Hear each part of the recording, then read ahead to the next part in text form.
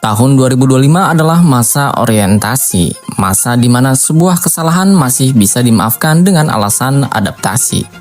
Tapi di balap motor level dunia, masa magang itu hanya berlaku satu kali. Selamat datang di musim 2026. Tahun ini Muhammad Kiandra Ramadipa bukan lagi seorang rookie yang sedang belajar.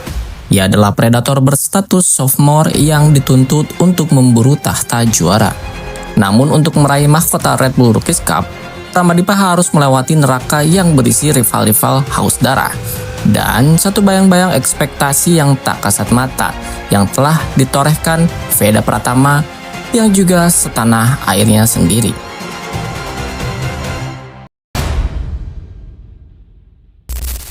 Segmen 1. Kutukan status sophomore dan bayang-bayang rekor Veda Pratama. Dalam psikologi olahraga, ada fenomena yang disebut sophomore slump atau kutukan tahun kedua. Ketika seorang atlet tampil mengejutkan di tahun debutnya, ekspektasi di tahun kedua akan berlipat ganda. Dan tekanan itu seringkali menghancurkan mental mereka dari dalam.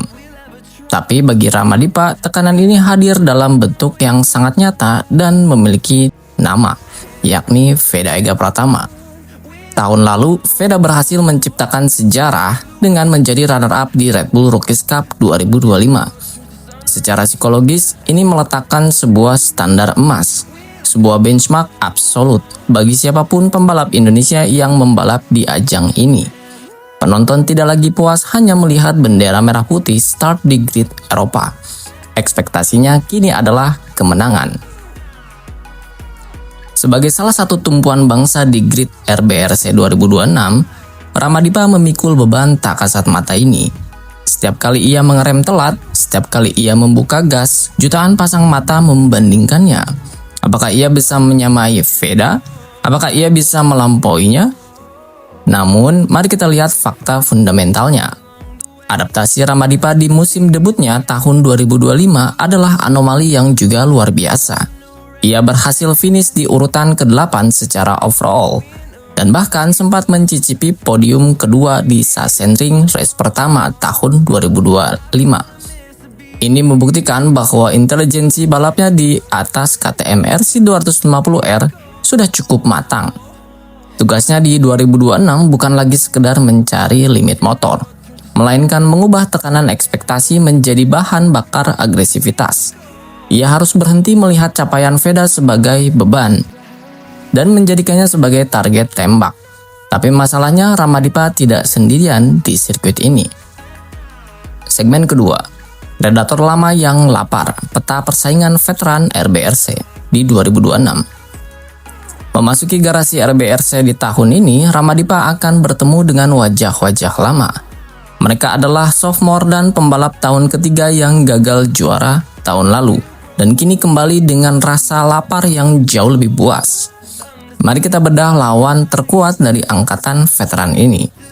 Di garis depan ada nama David Gonzalez. Gonzalez adalah representasi dari gaya balap Spanyol modern. Konsistensinya di atas KTM sangat mengerikan. Ia tahu persis kapan harus merawat ban dan kapan harus melakukan ritme sprint di 3 lap terakhir. Selain Gonzalez, ada Bernard Fernandez.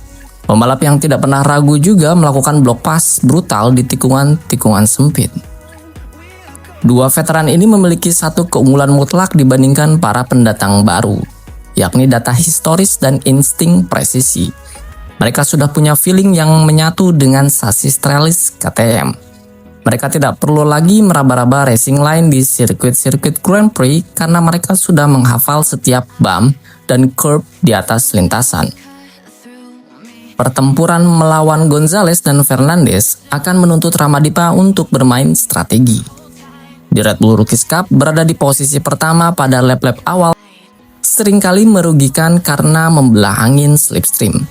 Ramadipa harus menggunakan racing IQ-nya, mempelajari racing line mereka, dan menyembunyikan kartu asnya hingga 2 tikungan terakhir sebelum garis finish. Melawan veteran, pertarungannya bukan sekedar siapa yang paling berani, tapi siapa yang paling pintar mengkalkulasi resiko.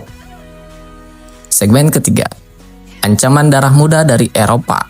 Invasi rookie Moto4 European Talent Cup atau Moto4 European. Jika kalian berpikir menundukkan para veteran sudah cukup untuk mengunci gelar, kalian juga mungkin sedikit keliru. Bahaya terbesar juga di Red Bull Rookies Cup justru seringkali datang dari mereka yang tidak memiliki rasa takut, yakni para rookie debutan, yang saat ini dilakoni Veda Ega Pratama di Moto3.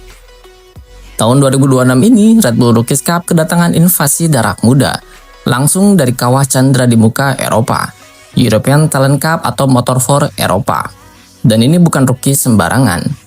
Kita berbicara tentang Fernando Bujosa, sang juara ATC 2025 dengan total 160 poin. Bujosa adalah fenomena. Gaya balapnya sangat klinis dan presisi. Lalu ada nama Carlos Cano di runner-up ATC 2025 yang hanya berselisih 5 poin dari Bujosa. Cano adalah kebalikan dari Bujosa. Ia agresif, eksplosif, dan tidak peduli siapa yang ada di depannya. Mengapa para rookie dari ATC ini sangat berbahaya bagi Ramadipa? Karena mereka baru saja lulus dari kompetisi yang pertarungannya juga seperti perkelahian di dalam sangkar.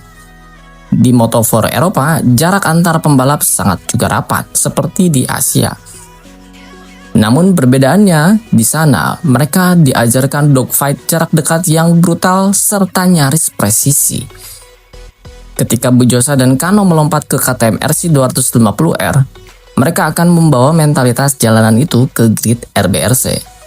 Ramadipa harus ekstra waspada. Pembalap rookie seperti Cano tidak memiliki beban ekspektasi. Jika mereka crash, ya orang akan maklum karena mereka debutan. Kebebasan psikologis inilah yang membuat mereka bisa memacu motor melebihi limit. Jika Ramadipa terjebak meladeni permainan mental para rookie ini di lap-lap awal, ia bisa saja kehilangan ritme balapnya sendiri. Kesimpulan, mengubah beban menjadi bahan bakar. Musim 2026 di Red Bull Rookies Cup adalah arena gladiator terlengkap. Namun juga sudah melewati fase monster-monster anomali seperti Marco Morelli, seperti Maximo Quiles, Alvaro Carpe, Brian Uriarte, hingga ada nama Veda Pratama. Di satu sisi, Ramadipa dihimpit oleh veteran licin seperti David Gonzalez yang siap menghukum setiap kesalahan taktisnya. Di sisi lain, ia diterkam oleh serigala-serigala muda beringas seperti Fernando Bujosa dan Carlos Cano. Dan di atas itu semua, ada mahkota berat bernama ekspektasi Indonesia yang ditinggalkan oleh Veda Pratama tahun lalu. Namun disinilah karakter seorang calon juara dunia ditempa. Chandra Ramadipa tidak dikirim ke Eropa untuk sekedar berpartisipasi. Ia dikirim untuk menaklukkan. Tekanan ini, ekspektasi ini, dan lawan-lawan mengerikan ini bukanlah tembok penghalang baginya. Mereka adalah batu asahan yang akan menajamkan insting pembunuhnya di atas aspal.